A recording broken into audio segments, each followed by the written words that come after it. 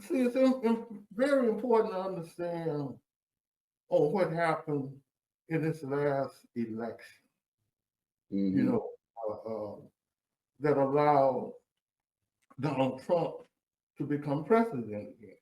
See, and the bottom line is that the choice was taken away from the community by the Democratic Party, the valuing, the hires, etc., like Yeah. that. See, the key thing in 1954, George G.M. James wrote a very important book.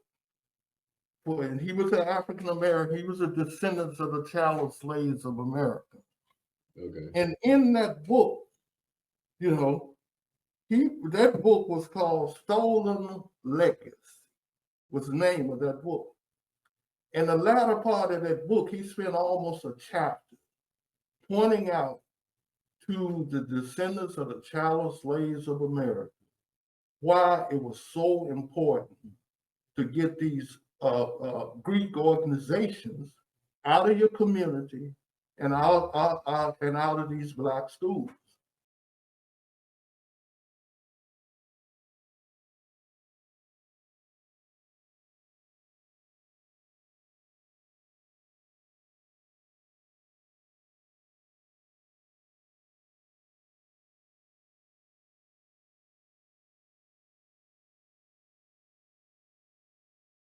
Yeah, and you mentioned Skid Row earlier, and I know me and you both are familiar with Skid Row, and I was going to ask you, what do you think is the key to changing the dynamics of Skid Row?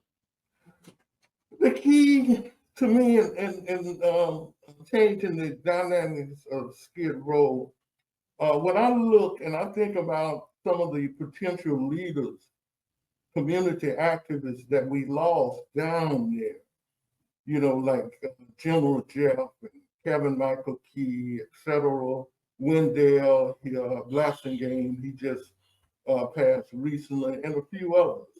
And it made me think that what we should start doing now in that Skid Row area, we just had an election where they voted De Leon out and the other young lady come in to take over the district, and that's District 14, I think it is. Right. But what we should be doing, and we should start doing it now, you know, we should be grooming, because we know the next election coming up next couple of years, 4 years or whatever. But we should be picking out potential community leaders that we can groom, you know, and run them for the council seat coming up. So you running the developer platform, how we want Skid Row to look, and run them. We should have 2 or 3 people down there that we're grooming to take over that seat. And at the same time, we're doing voter registration education with the community residents down there. Try to figure out a way how we can transfer, translate a lot of the tent dwellers, down there in Skid Row to voters, to educating them how, making them aware of the process, and I think we should start doing that immediately, male or female. We should look for these potentially skilled individuals down there. I don't care where they come from, whether they part of the service providers or the community activists or whatever like that. We should have 2 or 3 of them. See? And then at the same time, we should try to continue what General Jeff and Kevin Michael Key was doing by being, and Wendell Blasingame by being part of the D-Link downtown neighborhood council. We should make our voice strong there. You know, we need to unify all of these elements so Skid Row can be ruled from the inside instead of the outside. You know. Okay. Okay. Well, I can see that. Mm-hmm. So, so I'm trying to think. So I want to ask you about like with the African Americans. How do you feel about African Americans being joining the military? Do you think that's Yeah, a great idea? I think it's very important for African Americans to understand that when you go all the way back to the Civil War, you know, if the African American slaves that fought in the Civil War, you know, it wasn't a situation where white people fought to fight to free the African Americans fought for themselves. That's what turned the Civil the war around when the African American was allowed to fight for their own freedom. Then they defeated the Democratic Confederacy down there. And let me just read something real quick. And we should always keep this in mind. This is what Abraham Lincoln said when they conquered Richmond, which was the capital of the Confederacy. And this was the basic end of the Civil War. Abraham Lincoln, he came to Richmond. And when he came to Richmond, all of these slaves and blacks and all like that, they ran up to him as if he was God and all like that. Here's what Lincoln said. He said, in reference to you, colored people, let me say God has made you free. Although you have been deprived of your God-given rights by your so-called masters, you are now as free as I am. And if those that claim to be your superiors do not know that you are free, take your sword and your bayonets and teach them that you are. For God created men free, given to each the same rights, life, liberty, and the pursuit of happiness. So what he was saying, he's basically saying what we're talking about now. You, anybody come, you as free as anybody else now. You know, he didn't say nothing about no nonviolent marches and all that kind of stuff. He said you just got through fighting in this Civil War. Anybody that challenged your freedom, he didn't say get on your knees and beg God and all that kind of stuff. He made it clear you got weapons in your hand now. You know, so this is why it's so important for African Americans, descendants of the chattel slaves of America, to be in the military. You know, you want to learn what the other people, the other ethnic groups is learning. You want to learn how to protect your community. You want to learn how to use weapons. You know, all of this, what they talked about, and I think Dr. King realized this in the latter part of his life because he moved away from that concept of nonviolence, all of that kind of stuff, you know, that didn't make sense in a violent society when you're trying to fight for your freedom. So this is why we should be part of the military. You know, not only that, when I was coming up, they had the situation where young African American or young man would get into trouble and the judge would tell him, okay, I'm gonna give you 10 years in prison or you can join the military. See? And that changed a lot of these young men's lives, you know, because what is the future to be real about? Ain't no future in gangbanging, you know, whether you Latino, black, or Crip blood, all that other stuff. Ain't no future in that. You're destroying your community instead of building up your community where all of these outside people continue to get wealthy and wealthy, you know. So, so the military should be an option for a lot of our young men and stuff, especially from an economic point of view, you know, instead of getting caught up with the ghetto life of selling drugs and gangbanging, et cetera, like that. Right. That's why I feel our community needs a new mindset change.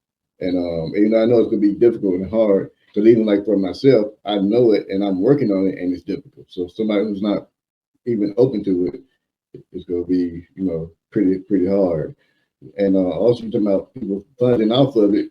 Well, what do you think about should African Americans be part of the Democratic Party or the Republican Party? What do you think about that, especially Well, since the last election went down? yeah.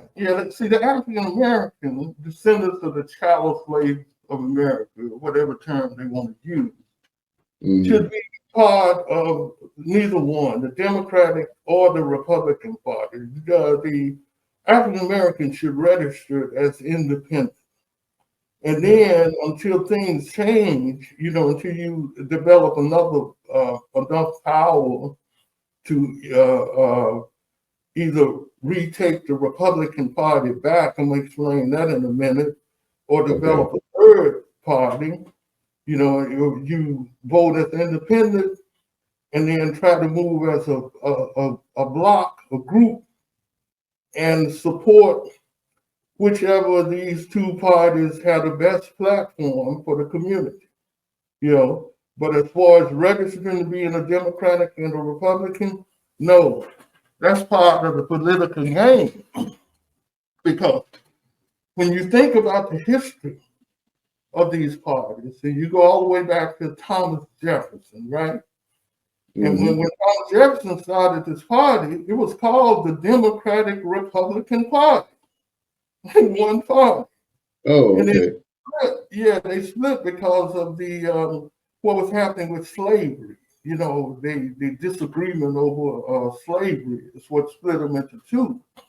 And then the Democrats, fought wholly to keep slavery because of the economic benefits of it, was based on the whole Confederacy, the whole Southern Confederacy in the United States as a whole was based upon the economic concept of slavery, that free labor and all that kind of stuff.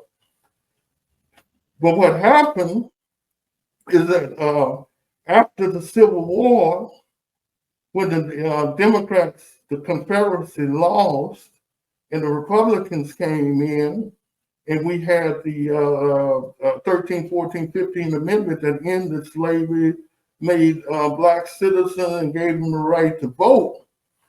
We was in power for about 10 years until the Confederacy once again rose up and took power back from Blacks in Reconstruction. But what we must understand is when they took Reconstruction, Black still was part of the Republican Party of Lincoln, all the way up until 1927. After the 27 flood, you had things that happened, promises that was broken, and Blacks ended up leaving the Republican Party and getting involved with the Democratic Party, supporting Franklin Delano Roosevelt, who was up there for 16 years. That's how we got involved with the Democrats. See, but what we forget is that coming up to school desegregation, coming up to the case Brown versus the Board of Education, 1954, that broke Supreme Court decision that broke down the school desegregation. 2 years prior to that, the Sovereignty Commission that they had in the South and all that kind of stuff like that, they come up with a 4-point plan, which was one of the portions of their plan in 1952, because they know school desegregation was coming up with this case. Their plan was to move white Southerners from the Democratic Party to the Republican Party. And that's when it happened right there. They moved over there. They had a 4-point plan, which was to move a huge amount of the Black population out of the South. They accomplished that. They set up private schools, which they have today. We still basically segregated in relationship to that. So that's what I meant.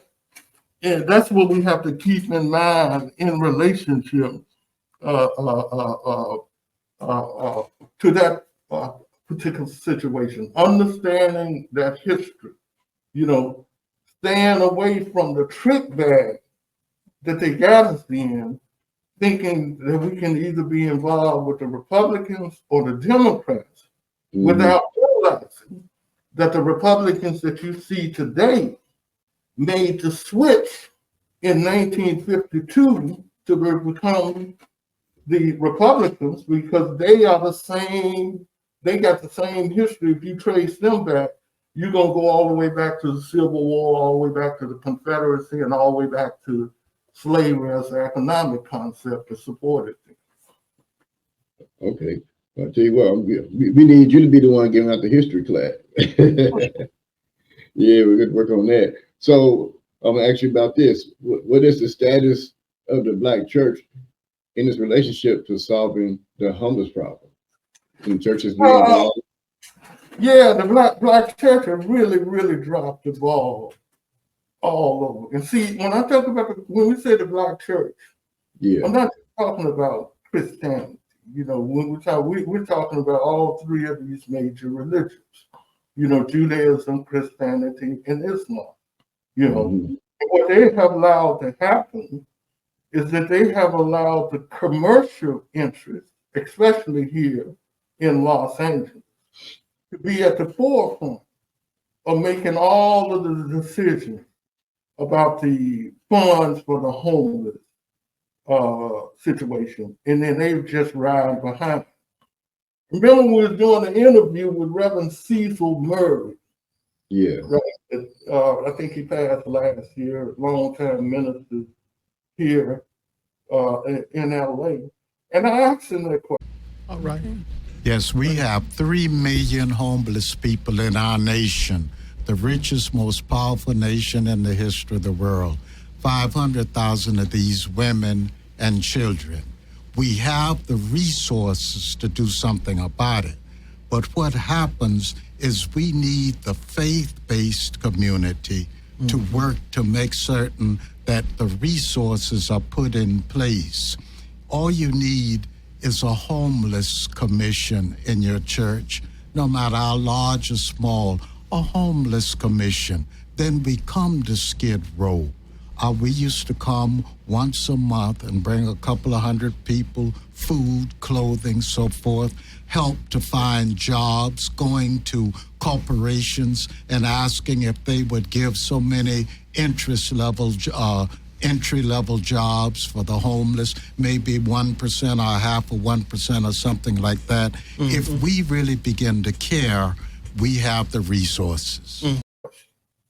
And he is probably the only person that gave me a sensible answer about approach to solving the homeless problem. He said that all of these religious institutions, whether they Christian, Judaism, Islam, or whatever, should have a homeless component, no matter how small or how large they is. That should be part of that structure, in terms of dealing with that, because you got all of these churches and religious institutions out here.